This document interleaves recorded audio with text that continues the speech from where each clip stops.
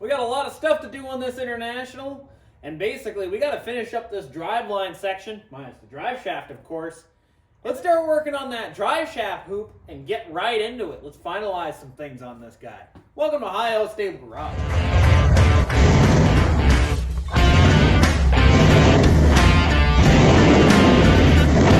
So we got basically our second half of our drive shaft hoop all kind of situated inside this fella. What I'm going to do, I'm going to start cutting them out. Just that easy. Let's get at it.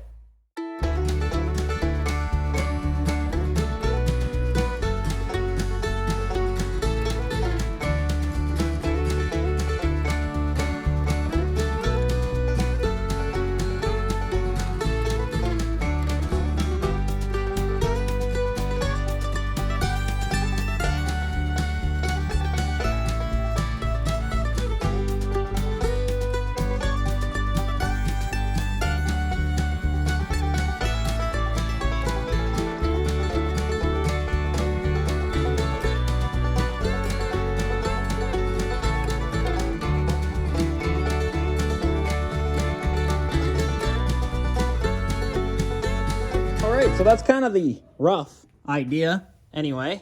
Kind of got that piece there situated. We're going to trim them up and all that stuff. But that's kind of what we got going on. I put the drive shaft in it, just mock up there, kind of laying on the pinion, as you can see.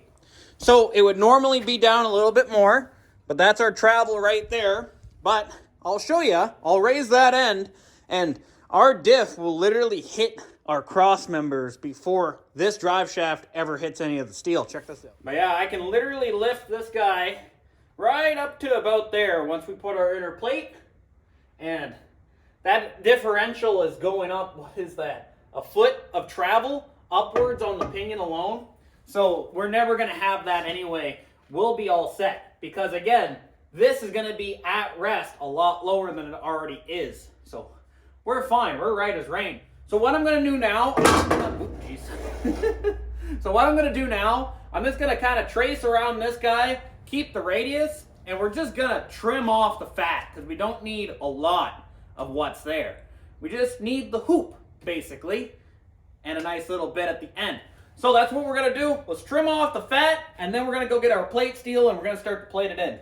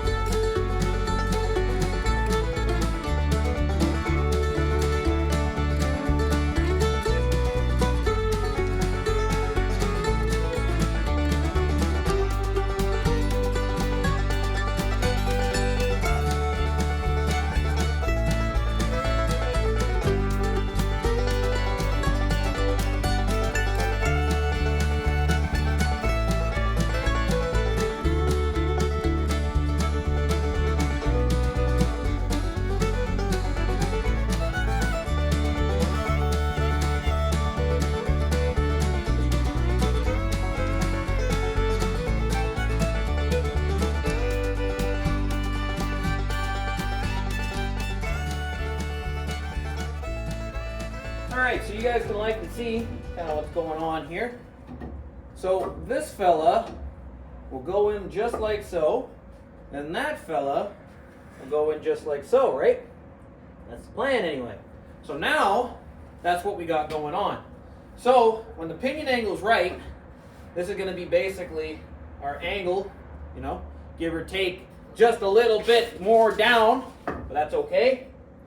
Basically, when it arcs up, it will ride there, and then we have all this movement up and down. So we're going to be right as rain. There's going to be no issues there at all. I think it's going to turn out just slick. So that's what we're going to do. I'm just going to square this guy up inside the bore, and we're going to start welding them in. Lots of welding. I don't know if we're going to do the outside yet. I might just leave it just so that, you know, water and stuff can't get trapped in. I haven't figured that part out yet.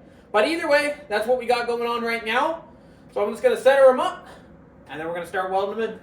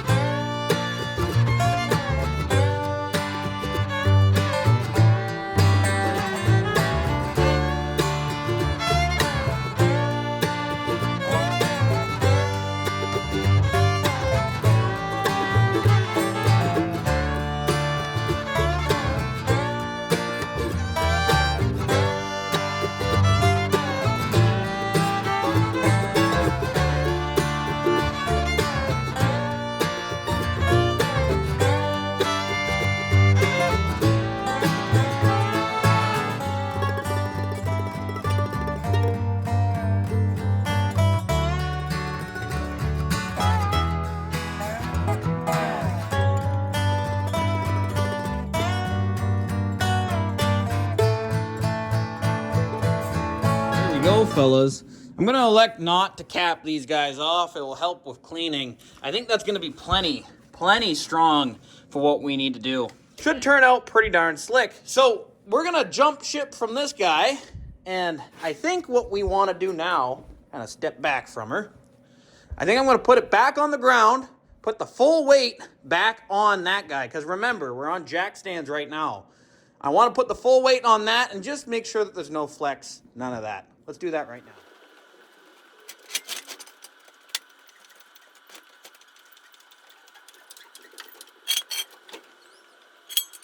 That's very good. Never even moved, never even flexed, and I didn't expect it to anyway.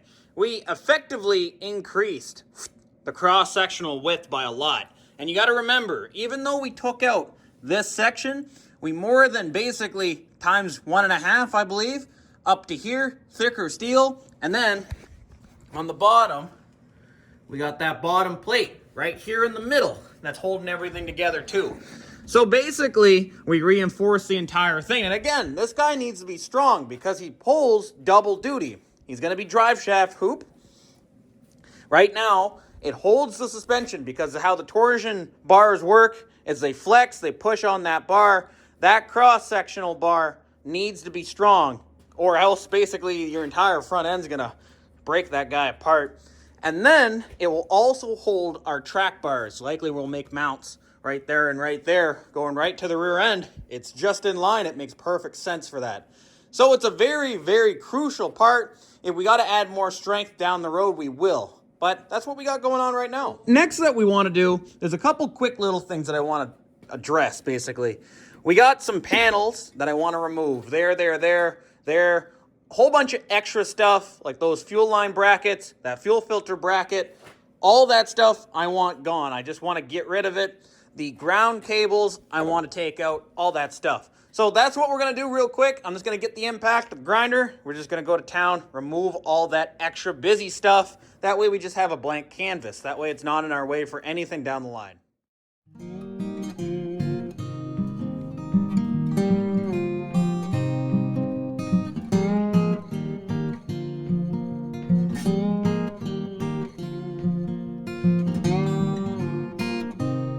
There we go, a nice blank frame. So what we're going to do now is going to clean up the mess I made because, don't want it to get out of hand. And then we're going to start, cleaning this guy up, actually. I'll show you guys what's going on. Give me a second. What we got here is an air compressor, some ear and eye protection, and a good old needle scaler. Basically, we're going to scale the rails from the first mount back up to our new frame section. Basically, I just want to see the integrity of the frame and see if we got to do any patches or anything like that. Also, it's going to get rid of all that hard to get rough scale that, just a wire wheel won't be able to get, because we're not going to be sandblasting this fella. We just don't have the time. Either way, we're going to take out the needle scaler. We're going to go to town. Let's get at it.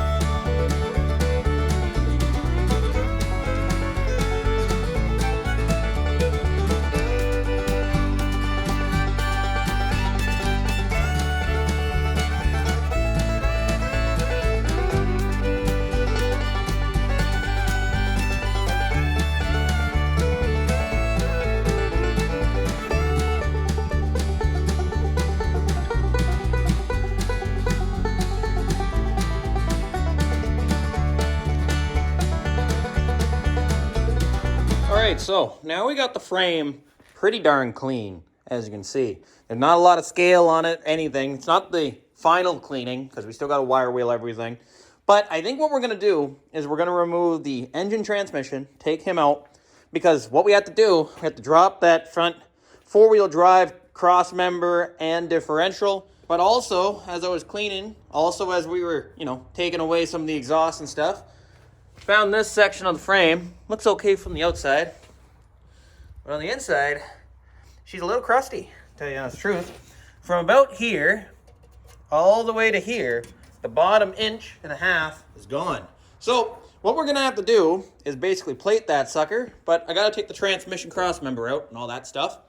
And we might as well do it all at once. So we can modify the motor mount that we screwed up a little bit, take that guy out, finish cleaning the entire frame. And then I think what we're also gonna be doing is the front steering, sway bars, everything. We might as well change that all out while I have my big box. So yeah, that's the plan anyway. But that's gonna have to wait till, the next episode. Sorry guys, it is what it is. I'll catch you guys in the next one really, really soon. See you guys.